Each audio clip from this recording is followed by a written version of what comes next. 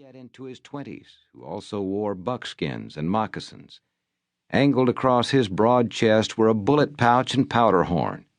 2 pistols were tucked under his brown leather belt.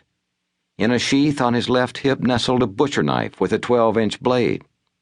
He ran his left hand through his long black hair while retaining a grip on his hawken with his right, then glanced to the west when his alert green eyes detected movement.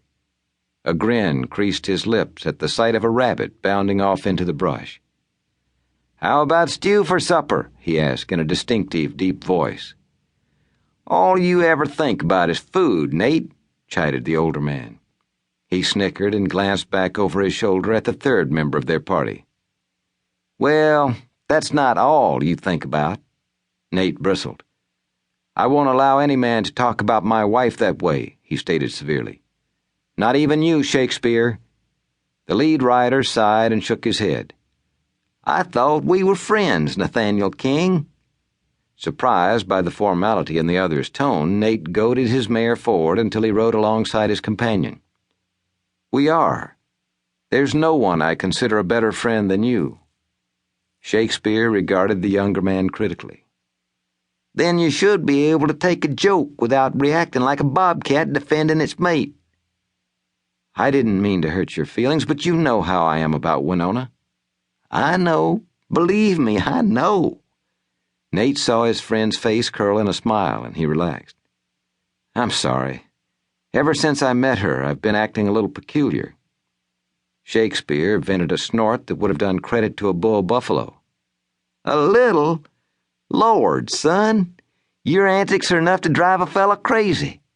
"I haven't been that bad." "Don't fool yourself. Even my horse commented on it." Smiling, Nate gazed back at the cause for their conversation, his heart swelling with love and pride at the thought she had consented to be his wife. Winona was her name, and she was a full-blooded Shoshone.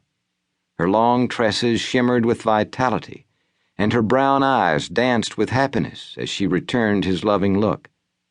Prominent cheekbones accented her beautiful features. Clinging loosely to her supple form was a beaded buckskin dress.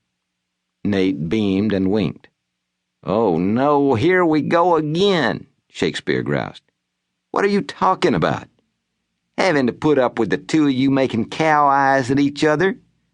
"We don't make cow eyes," Nate stated huffily.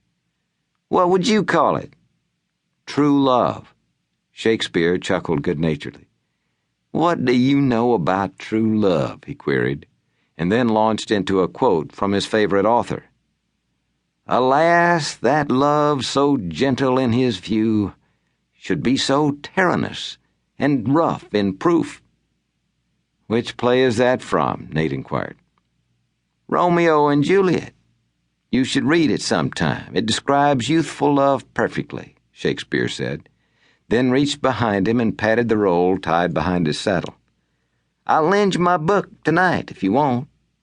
Nate shook his head, thinking of the huge volume the frontiersman carted everywhere and safeguarded fanatically. "No thanks.